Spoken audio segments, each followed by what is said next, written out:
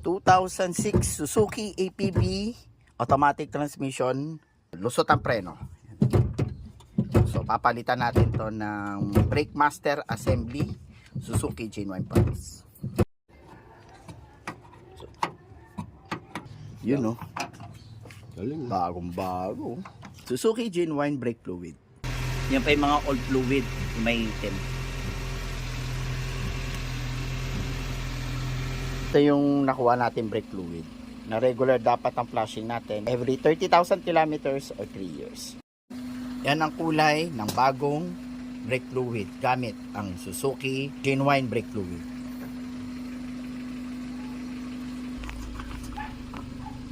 Bago na ang brake master. Mataas na oh. Ganda na ng preno. So hindi na lumulusot ang preno.